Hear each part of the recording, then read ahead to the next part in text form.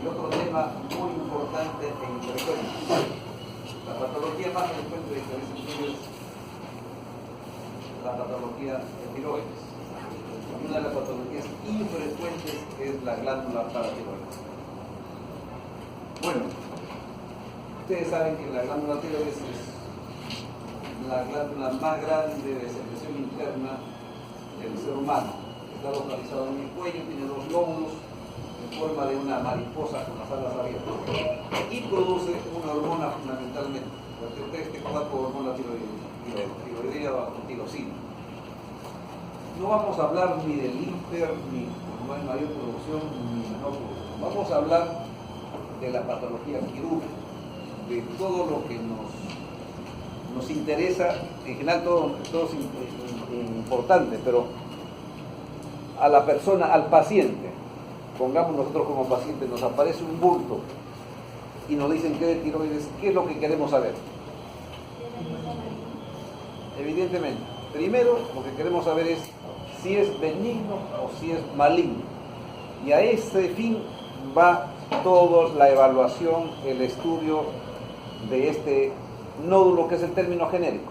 El nódulo es un término común, que es un bulto que está en la glándula tiroides, puede ser único o múltiple. Usualmente este nódulo es normo o eutiroideo, no es ni hiper ni hipofuncionante. Hay nódulos que son hiperfuncionantes, por eso no lo vamos a estudiar.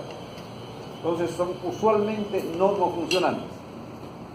Y este nódulo tiene pues una variedad, un abanico de patologías, desde la patología maligna hasta desde la patología benigna, que es la más frecuente, hasta la patología maligna, que no es frecuente, es infrecuente. Y dentro de la patología benigna tenemos los bóceos nodulares, tenemos los quistes coloides, las tiroiditis también, que se presentan como nódulos. Entonces es un abanico bastante grande. Entonces, nuestro interés es saber, ¿es tumor o no es tumor maligno? Y si es tumor maligno, ¿qué tratamiento me van a hacer? Y sobre todo el paciente es cantado y, doctor, tengo una hijita de 1 año, tengo una hijita de 2 años, etc. Ese es el temor y evidentemente es lógico. Felizmente, en la mayor parte de los casos, el cáncer de tiroides tiene buen pronóstico, en la mayor parte de los casos. Pero hay casos donde definitivamente el pronóstico es malo, lo vamos a ver, porque hay varios tipos. Entonces, y además existen una serie de factores de riesgo que son importantes. Por ejemplo, le voy adelantando, ¿no? Eso es prácticamente el resumen de lo que vamos a hablar, el resto es teoría, ¿no? Por ejemplo, en cualquier cáncer de los que han estudiado, no tiene importancia la edad. La edad realmente no implica mejoría o empeoramiento o mejor pronóstico o mejor o peor pronóstico. Pero en el cáncer de tiroides sí, la edad significa que el paciente, si tiene menos de 45 años, generalmente va a tener un buen pronóstico. Pero si es un paciente mayor de 45, usualmente el pronóstico no es tan bueno, pero tampoco es malo, no es pésimo, no. Estoy hablando de un tipo de cáncer que es más frecuente, que es el cáncer papilar. Ahora, evidentemente, los pacientes que tienen entre 15 y 45 años evolucionan muy bien, ¿no? La sobrevida no se cuenta como el resto de cánceres a 5 años, ¿no? Se cuenta a 30 años. De 30 años la sobrevida supera el 90%. Entonces, muchas veces los pacientes mueren por otra causa menos que por la enfermedad. Eso es un dato muy importante. ¿Y qué pasa con los pacientes menores de 15 años? Usualmente hay dos vertientes. Algunos pacientes, pocos pacientes felizmente, que vienen a la consulta, usualmente vienen pacientes en estadio avanzado, con metástasis, con tumores en ambos lóbulos. Ese es un comportamiento agresivo del cáncer papilar. Hay otros casos que tienen un comportamiento de lo más cercano a lo benigno, menos agresivo, o sea, de buen pronóstico. O sea, de 15, menores de 15 puede dos vertientes, mal pronóstico o buen pronóstico. 15-45, buen pronóstico generalmente. Y más de 45, un pronóstico menor. ¿Y a quiénes afecta? Hay un dato importante. afecta al ser más fuerte, que son las mujeres. Pero con una salvedad, que el cáncer más agresivo afecta a los hombres y el cáncer menos agresivo afecta a las mujeres. Listo. Dicho esto, vamos a hablar sobre teoría. Esa es la forma, la estructura histológica de la célula tiroidea es un folículo tiroideo, que son varias células cuboidales que se juntan y forman un folículo. La estructura histológica es un folículo. Estas células es el laboratorio donde se van a sintetizar la hormona tiroidea, cuyo sustrato único es el yodo. El yodo. Si no hay yodo, no producen hormona. Entonces, una vez producida este yodo, es acumulado acá en el coloide como tiroglobulina. Y la tiroglobulina lo vamos a utilizar mucho como un marcador fisiológico del cáncer de tiroides. Entonces, nosotros tenemos reservas de hormona tiroidea porque en cualquier momento la podemos utilizar una dosis mayor, por ejemplo en una infección, por ejemplo en la pubertad, en el crecimiento, en el climaterio, en un estrés, se producen más necesidades de hormona tiroidea y nosotros lo utilizamos del coloide, se desdobla el tiroides que pasa a la sangre y la globulina se queda ahí. Entonces, pero existe una hormona que es poco conocida, que es producto de unas células muy importantes que no son los folículos tiroideos, sino que son las células parafoliculares que están entre los folículos. Hoy vamos a ver qué es hace. Estas células parafoliculares producen una hormona llamada también célula C, producen una hormona que se llama la tirocalcitonina, que interviene en el metabolismo del calcio, pero no tan fuerte o tan importante como la PTH, ¿no? Entonces, esa es la otra hormona.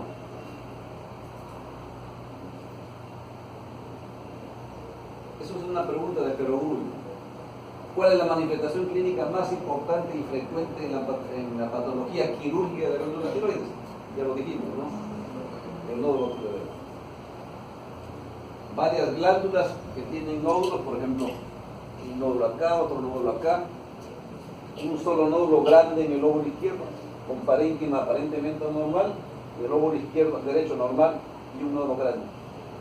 Un nódulo que tiene un istmo gigantesco, y los lóbulos chiquitos, multinodular, y también multinodular acá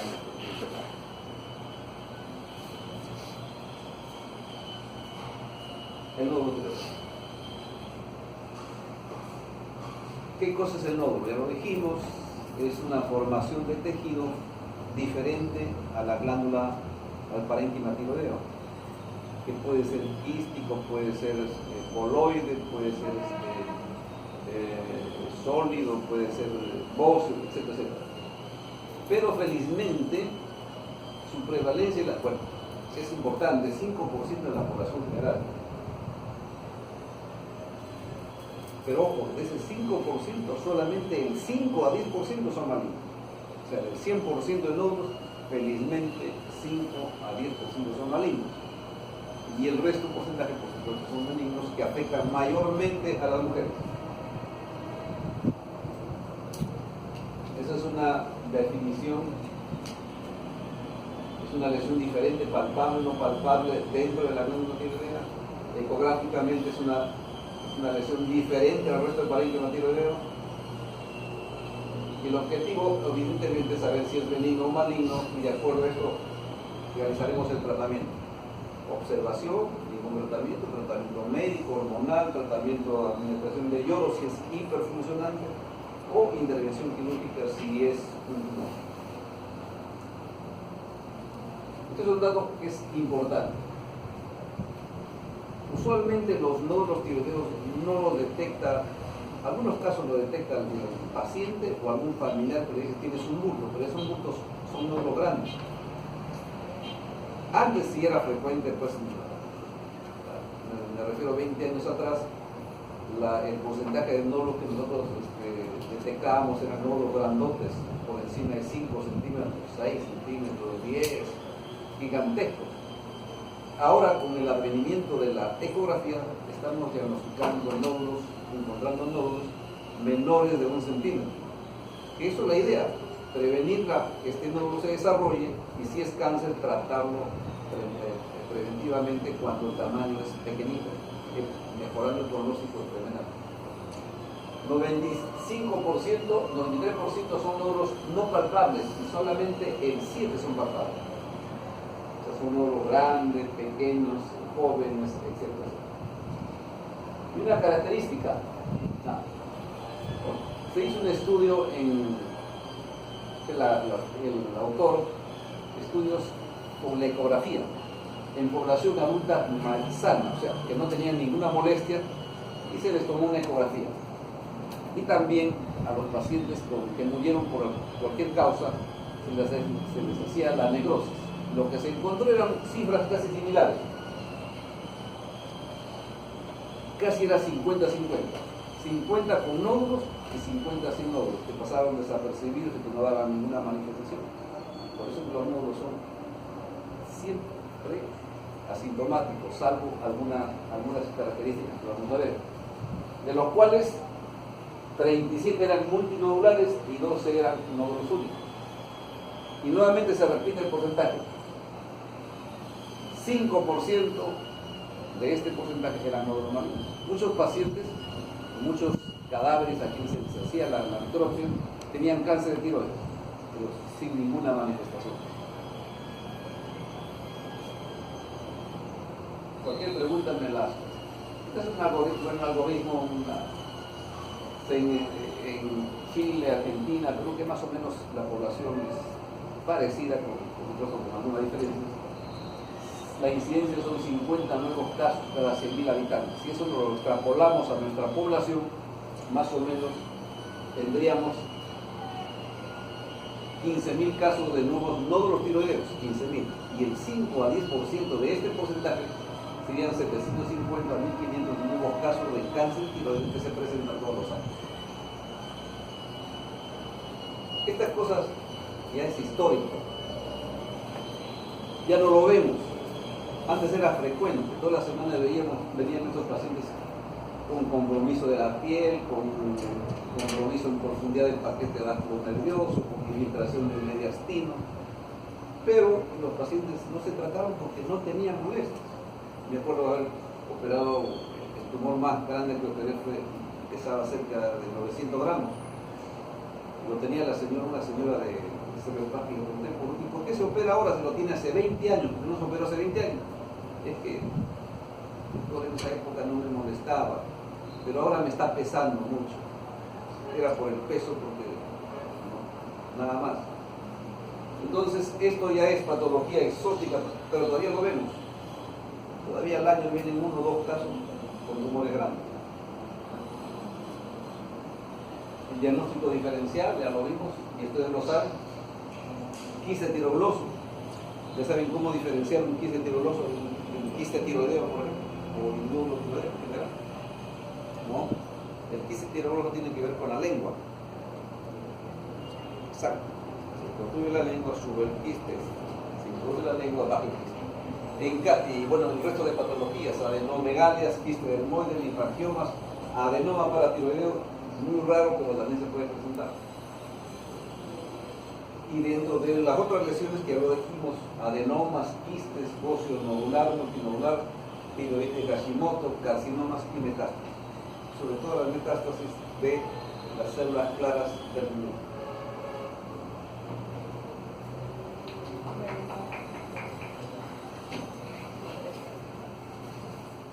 Edad, el 45%, más del 45%, mejor dicho, pacientes menores de 45 años. ¿Por qué 45 años? Porque lo que les acabo de decir, el pronóstico es mucho mejor, menos de 45, el 22%, y más de 45 es el 28%.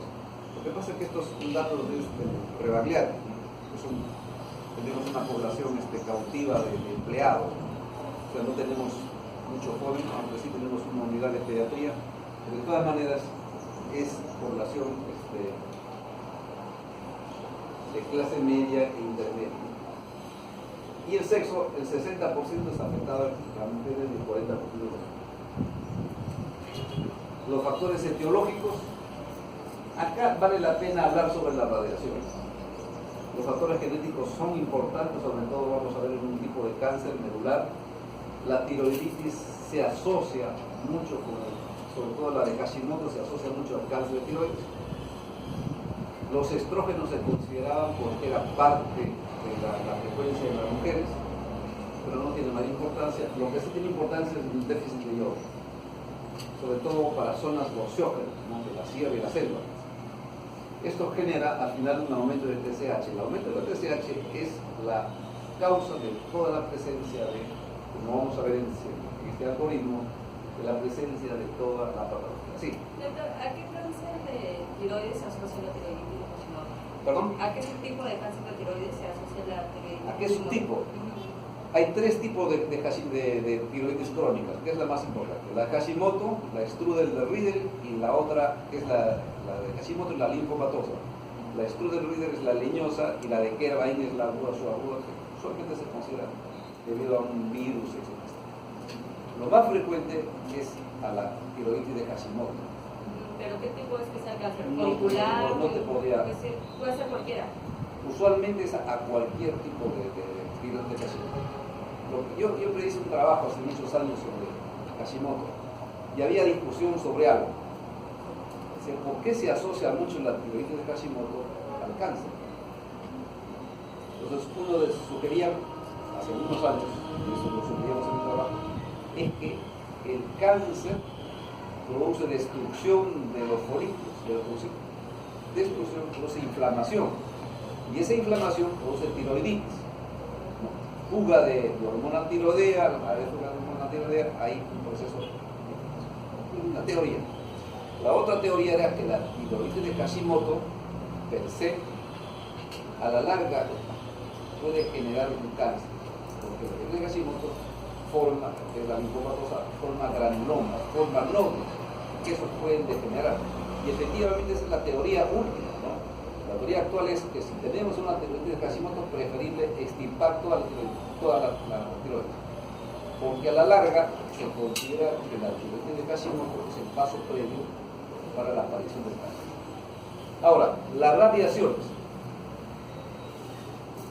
Ustedes saben que la radioterapia como método de tratamiento se debe usar actualmente solamente en cáncer.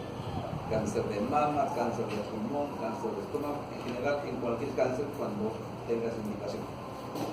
Pero con la aparición hace más de 100 años de la radioterapia, se usaba, por ejemplo, en niños que tenían amigdalitis crónica hipertrófica, no podían respirar o tenían dificultad para comer. Los irradiaban. Las amígdalas a la primera aplicación se reducían. Adenoides, no podían respirar los niños. Radioterapia y desaparecía.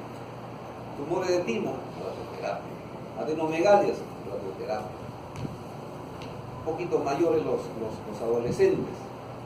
Tenían acné. En esa época, estoy hablando hace 50, 80 años. Radioterapia. Y el acné desaparecía como obra de magia, una cosa increíble. Es lo que está sucediendo con los celulares. Todavía estamos en 20 años y no sabemos qué es lo que puede producir después. ¿Qué produjo la radiación en estos niños y en estos adolescentes? El 75% de los niños irradiados hacían cáncer de tiroides. ¿Por qué tiroides? Porque la glándula tiroides es una glándula muy sensible que trabaja mucho, que está en plena actividad. Si estamos tensos, trabaja más. Si estamos nerviosos, trabaja más. Si nos sube la presión, evidentemente. Si somos diabéticos, evidentemente. Si están embarazadas, también se necesita más hormona tiroidea y más trabajo. Entonces, es una glándula muy sensible. Y eso es la parte terapéutica, pero también, ¿por qué tenemos y por qué actualmente, por ejemplo, es una de las patologías más frecuentes? Que recién últimamente se ha tomado un poco de interés. Cuando nos toman una radiografía de pulmones, ¿nos protegemos el cuello?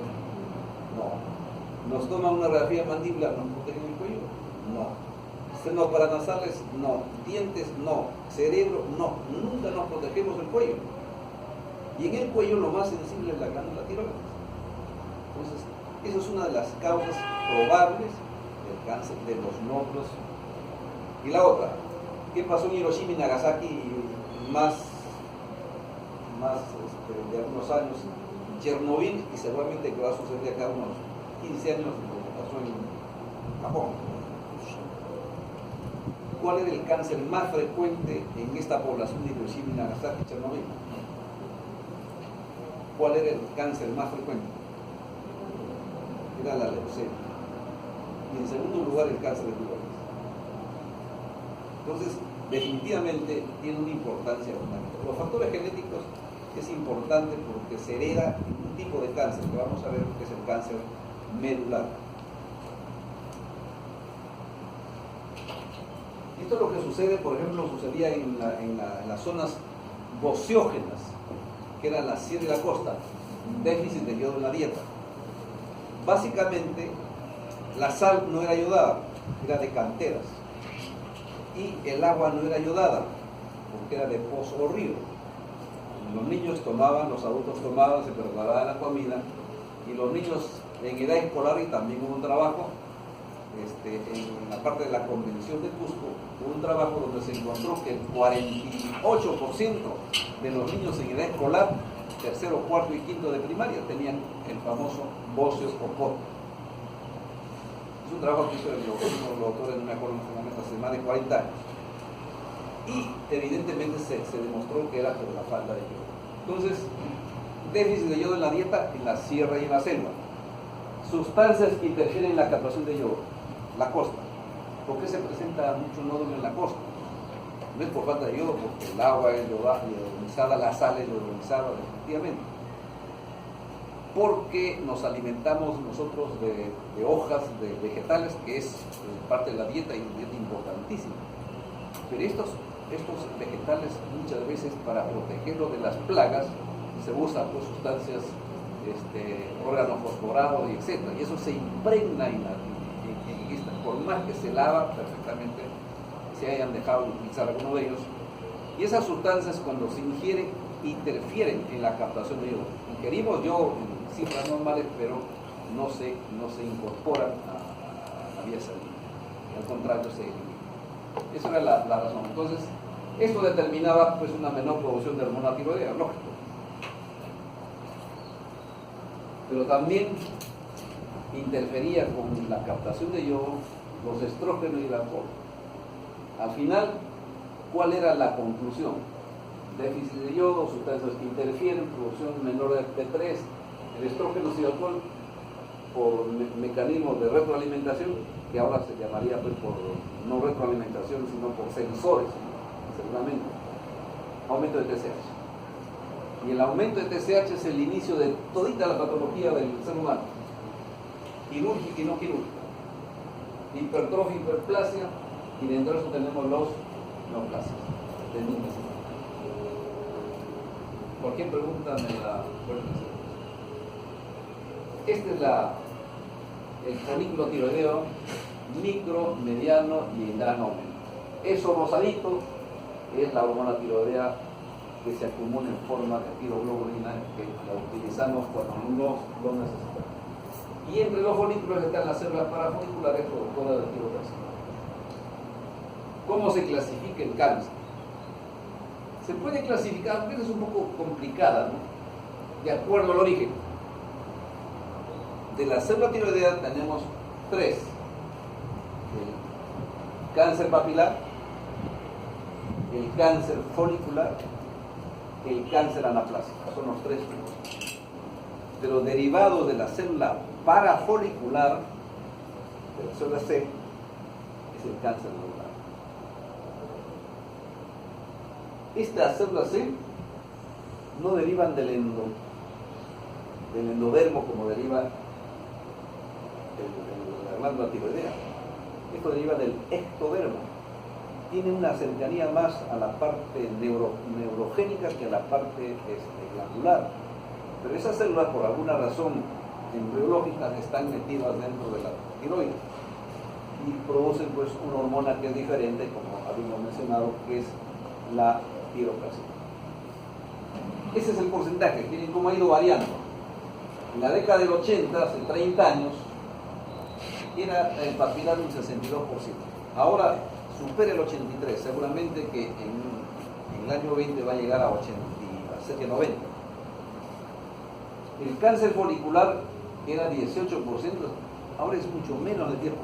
Y eso se debe exclusivamente a la administración de yodo en la sal y yodo en el agua. El cáncer anaplásico sí es un tumor también debido a la célula tiroidea que ha ido disminuyendo porque ha ido aumentando el cáncer papilar. Ya vamos a ver las características. Y el cáncer medular en ese porcentaje. Ahora, haciendo abstracción de su origen, tenemos dos tipos de cáncer. Los cánceres diferenciados, que son los de buen pronóstico, entre comillas, de poca sintomatología, de poca morbilidad y de un excelente pronóstico cuando se hace el tratamiento. Y son dos cánceres, el cáncer papilar y el cáncer. En cambio, los cánceres indiferenciados son muy agresivos, sintomáticos, con alta morbilidad, alta mortalidad y un mal pronóstico. Esos son dos. El medular, se mete ahí el medular y el anaplásico. Perfecto. El papilar es el más frecuente en mujeres, es el menos malo, el menos agresivo, decimos nosotros, de todos los cánceres. Felizmente representa cerca del 90%. Es el que, una vez operado adecuadamente, el pronóstico de vida mejora hasta el 95-96%. Tiene una característica fundamental, que se disemina por vía linfática a los ganglios. Esa es la característica. Esa es la histología de un cáncer papilar. Arriba ven ustedes los folículos tiroideos. Acá ven la cápsula del nódulo, de un nódulo que tiene el cáncer papilar. Esta estructura es esta, visto mayormente. Es como si el folículo emitiera pseudópodos o prolongaciones, ¿no?, que son las papilas. Entonces el patólogo no tiene ningún problema pues, poner y el citólogo también en ver estas células y diagnosticarnos cáncer papilar.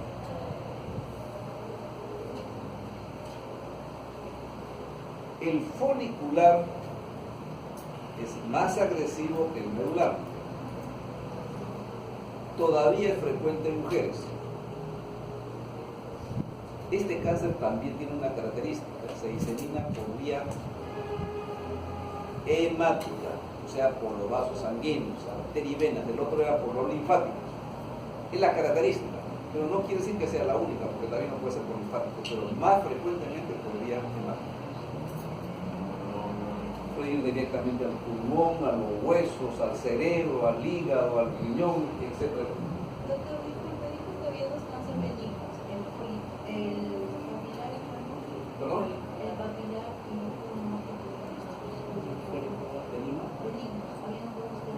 Diferenciados. Bien diferenciados.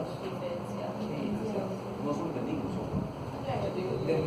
son un poco agresivos, que es el papilar y el folicular. Son los dos que son diferenciados y poco agresivos. Los agresivos son el medular y el anaplásico. Entonces, este cáncer folicular era derivado de los folículos tiroideos y era frecuente en el bóceo endémico, el bóceo poco degenerado de alguna manera, ¿no? Entonces se disemina por vía hemática. Eso es el cáncer folicular. Miren ustedes, son folículos tiroideos y su cápsula. no hay diferencia entre los folículos tiroideos de la célula normal y del nódulo tiroideo del cáncer folicular. Prácticamente son iguales. Entonces el patólogo tiene mucha dificultad en hacer el diagnóstico de cáncer folicular. Entonces hay muchos criterios, pero básicamente se basan en dos. ¿Qué pasa si dijimos que el cáncer folicular se disemina por vía hemática? ¿Qué pasa si encuentro una célula tiroidea en un vaso linfático? ¿Qué significa eso? Porque teóricamente no debe haber. Si existe en el vaso significa que hay por lo menos una metástasis en tránsito, se llama. Entonces que está migrando por el vaso sanguíneo y de ahí se puede ir a cualquier parte. Ese es un criterio, que haya vasos con tejido tiroideo. El otro es que el nódulo tiroideo, como habíamos hablado de otro tipo de patología, siempre la radiación benigna crece expansivamente, ¿no? Se expande. Entonces la cápsula responde, el tejido tiroideo periférico responde y forma más cicatriz. Pero en el cáncer, eso ocurre en los nódulos foliculares o en los nódulos benignos. Pero en el cáncer folicular no se expande, sino infiltra. Entonces, infiltra la pared de la cápsula. Entonces el patólogo ve si hay infiltración, definitivamente dice que este es cáncer. Si no hay infiltración, tiene duda en hacer el diagnóstico de cáncer.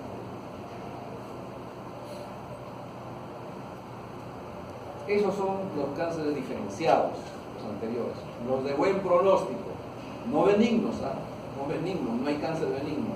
Hay cáncer, por ejemplo, habíamos hablado en las prácticas, el cáncer vasocelular. Es el menos malo de todos los cánceres, pero no es benigno, es cáncer. Poco agresivo. En melanoma, eso sí es tremendamente agresivo, ¿no? Perfecto.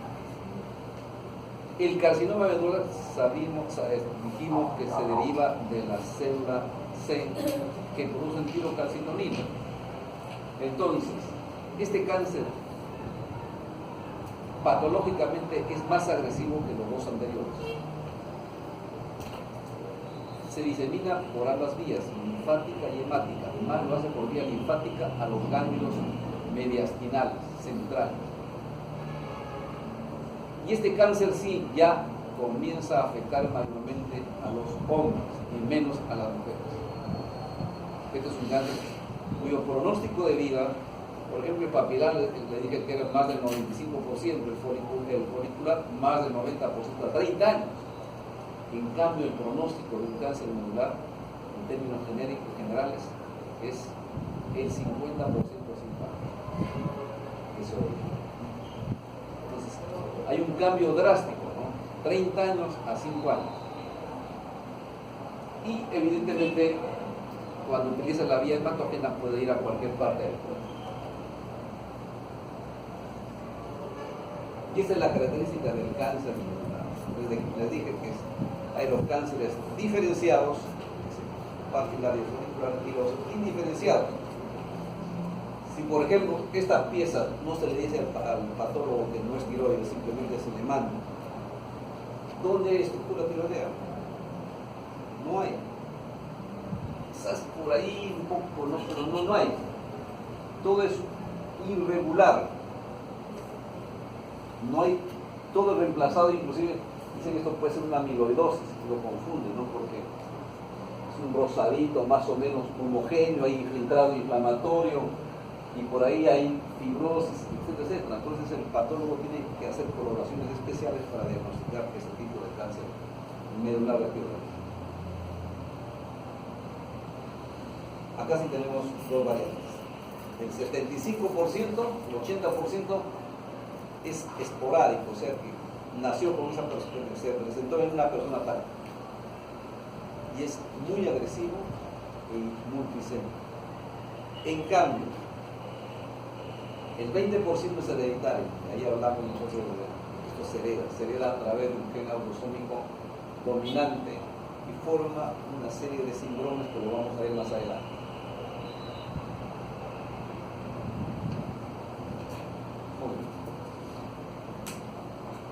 Y finalmente queda anaplasia. Ese es el peor de los peores. Es el más agresivo, no que sea más maligno, sino es el más agresivo de todos. Como leen ustedes, se dice una fobia directa, infiltrativo, hemático, linfático. Es paciente que tiene un tumor de esto, no sobrevive un año, muere antes del año. Por más que lo operemos, le demos radioterapia, le demos iodo radioactivo, quimioterapia, cualquier cosa, no existe protocolo para eso. El paciente se muere antes de eso. Es de muy mal pronóstico. Igual, histológicamente no hay formación tiroidea, son coloraciones especiales que se hacen, y hay variantes como en el papilar, en el folicular hay variantes, que unas son más agresivas que otras.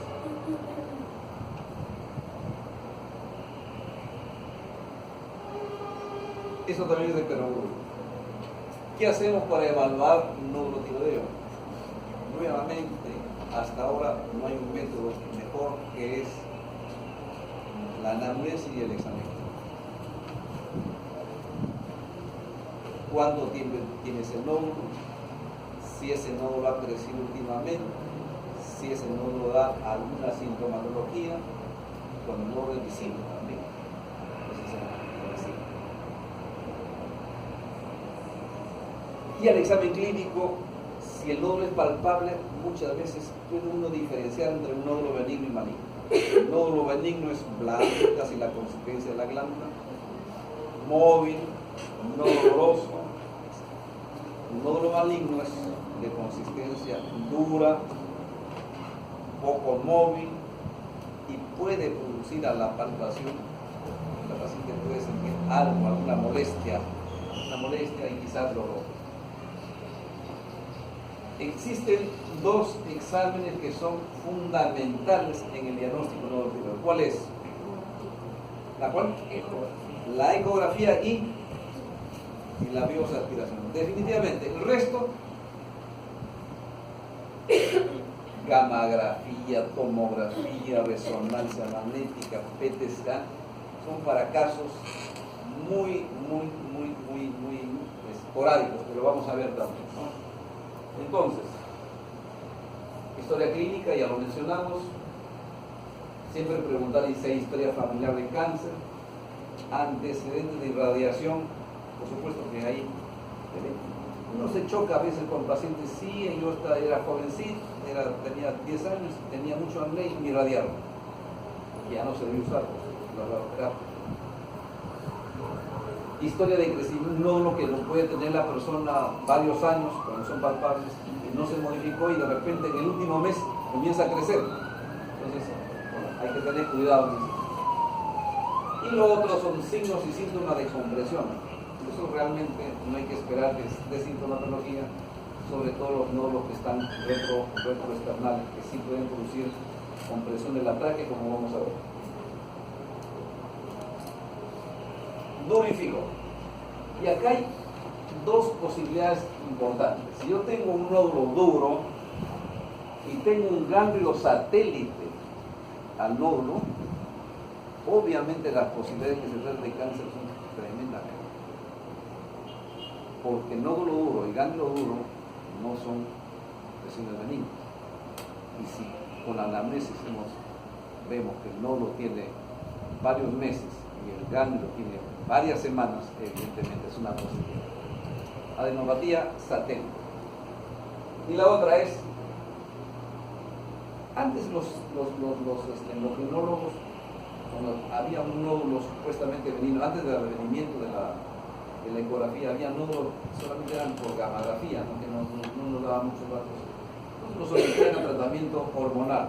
¿En qué consistía el tratamiento hormonal? Darle hormona tiroidea, ¿para qué? Para suprimir el efecto de la TSH, que como hemos visto en este algoritmo, es la causa de toda la patología tiroidea. Suprimía el efecto y los nódulos siempre se reducían. Algunos no, pero bueno, se reducían. Entonces, eso era un signo de que era un nódulo benigno. Y algunas veces ese nódulo no se reducía, al revés, seguía aumentando de tamaño. Entonces decía, que no responden a la supresión, sospecha de cáncer. Y finalmente esto, es raro, pero se presenta. El paciente muchas veces debuta con cambio de voz. disfonía. Se le hacen su estudio endoscópico y ven las cuerdas vocales, una paralizada y la otra, pero no ven lesión en la cuerda vocal. Le hacen estudio de cuello, de estudio de tórax normal. En el estudio del cuello detectan un nódulo en la glándula tiroides. Ese nódulo, seguramente por su localización posterior y cercano a la tráquea, están infiltrando al nervio y produciendo la parálisis de la cuerda. Entonces, bruxismiformia. No es frecuente, pero se puede presentar. Dosaje no tiene importancia. Y la ecografía.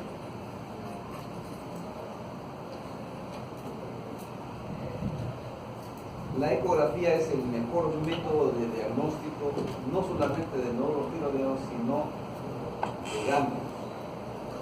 Tiene una sensibilidad tremenda porque nos puede detectar nódulos de 3 milímetros, que en la gamografía pasa totalmente desapercibido. Entonces, vamos a ver las características de estas 6 características, y falta otra más que la séptima. Son posibilidades que nos orientan a pensar, a sospechar de cáncer. Por supuesto, vamos a ver uno por uno.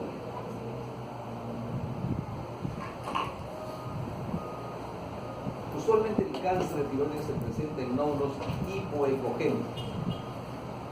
No se presenta en nódulos normoecogénicos, o sea, menos frecuentemente en hiperecogénicos. El cáncer se presenta siempre en nódulos hipoecogénicos. Si es isoecogénico, puede ser una lesión benigna, y si es hiper, puede ser un adenoma hiperfuncionante o una enfermedad de Plum. 1, 2. Ausencia del halo. Miren ustedes, entonces sí se nota claro, ¿no? Este es el nódulo y se nota un halo. Ese halo es signo de benignidad. Claro, si este halo estuviera interrumpido, definitivamente hay sospecha de ello. Entonces, la presencia del halo siempre de halo nos dice que es benigno. Allá, por ejemplo, en las otras lesiones no hay halo. Posibilidad de cáncer. Posibilidad, no. Después los márgenes. Márgenes irregulares y estructura irregular. O sea, una cosa es hipoecogénico y otra cosa es que la superficie se presente estas imágenes sólidas y quísticas. Entonces, eso nos hace sospechar de que algo está pasando. Las calcificaciones se encuentran más en el cáncer que en la lesión benigna. Y finalmente, un Doppler. Ustedes saben que el cáncer se reproduce mucho más rápido que las lesiones benignas y requieren de un aumento de la vascularidad. Entonces, Doppler positivo, sospecha de cáncer. Doppler negativo, adenoma.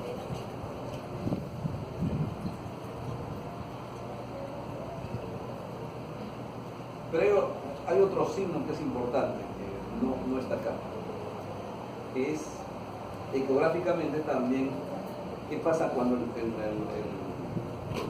ratón pasa por el nódulo. Y las lesiones benignas, ese nódulo tiene cierta elasticidad, se deforma, y entonces te dice que es una sospecha de un nódulo benigno. Pero si el ratón pasa por el nódulo y ese nódulo permanece igualito, sospecha de maligno, porque ya es una cosa que está comprometiendo seguramente en la cápsula y es una cosa rígida. Entonces, eso es otro signo que nos dice la ecografía. Y por supuesto, para buscar ganglios en el cuerpo. También para nódulos menores de 1 centímetro. Y el otro examen, la biopsia aspiración con la. Este método se comenzó a usar en el año 1970 y pico, en la década del 70. Antes no se usaba biopsia punción, hacíamos biopsias, incisiones, Entonces, con esta biopsia, aspiración, pues se utiliza una jeringa, una hipodérmica de 10 milímetros, con agujas muy delgaditas. Usualmente la aguja es de 24, 25, 26. O sea, muy delgadita, es la que se utiliza en cirugía plástica para infiltración. Con eso se punza varias veces el nódulo. Si el nódulo es grande, por supuesto, más de 2 centímetros, se punza varias veces aspirándose células. Y esas son las células que se obtienen, que son células multinucleares. La VAP nos puede dar varias posibilidades, y acá sí hay una uniformidad. Muchas veces la VAP, la biopsia de la punción, no extrae células tiroideas, sino sangre. Entonces es un resultado negativo que hay que repetir. Efectivamente, uno no puede estar contento con eso. Entonces ocurre en el 4% de los casos. En esta estadística de 850 casos, el 4% eran inadecuados, se repite el examen. Es considerado muchas veces en la clasificación universal de hace 15 años en Bethesda. Bethesda fue una ciudad donde se reunieron todos los expertos citólogos y clasificaron el cáncer de los nódulos tiroideos en 6 tipos. Y Bethesda 1 correspondía a una inadecuada que había que repetir.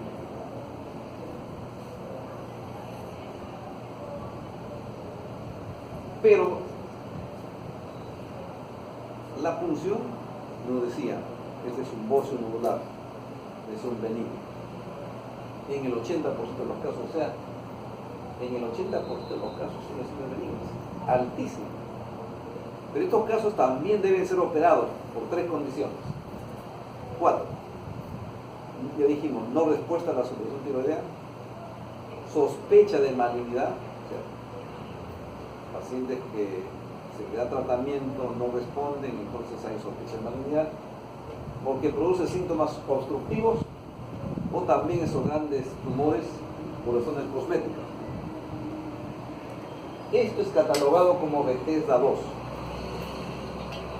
Pero este Bethesda 2 tiene un 1.5 de malignidad, o sea, casi nada. El otro tiene 0%. Entonces, definitivamente estos casos no se operan salvo si reúnen estas condiciones.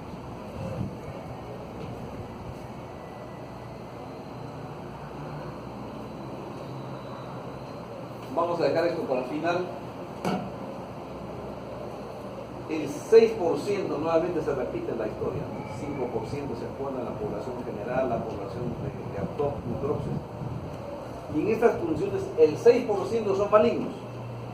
Y estos son Bethesda 6 y Bethesda 6 el 100% y Bethesda 5 el 86%. O sea, 86% son cáncer y 15% no. Todos estos casos hay que operar. Claro que hay que hacer a veces mucha nerviosa, pero los problemas que tenemos es en este 10%, que nos dicen tumor folicular, no sabemos si es maligno o benigno, y está dentro del Bethesda 3 y Bethesda 4. Estadísticamente se ha visto que el Bethesda 3 solamente el 6.4% son malignos, pero el 94%, 93% son benignos. Entonces, en estos casos se le explica claramente al paciente, miren, este es el porcentaje, usted no es porcentaje, por supuesto, es una persona, y recomiendan, dependiendo de una serie de factores que vamos a ver más adelante, si lo controlan o lo operan. Pero el Bethesda 4 ya es diferente, el 31% es maligno. Entonces el paciente se le explica también, pero no sabemos si el paciente está en el 30% o en el 70%. ¿Qué hacemos? Mejor cortamos por lo sano y lo operamos. Pero en el acto operatorio hay que hacer algo adicional. Se hace una biopsia por congelación. Entonces el patólogo nos dirá, ¿es benigno o maligno? Porque ya no son células, sino son tejidos. Si es benigno, solamente la operación es la hemitiroidectomía. Y si es maligno, hay que hacer cortarlo. ¿Perfecto? Entonces, esa es la forma de cómo se evalúa un paciente y cuál es la importancia de esta citología para operar. Pero ¿qué pasa con los nódulos menores de 2 centímetros? Donde no se pueden punzar porque no son muchas veces detectables. Entonces usamos la combinación de los dos procesos, la ecografía y la biopsia. Hacemos una biopsia con guía ecográfica. Entonces se combina, por ejemplo, este es un nódulo preaspirado y después el nódulo posaspirado. Un paciente del rebaje.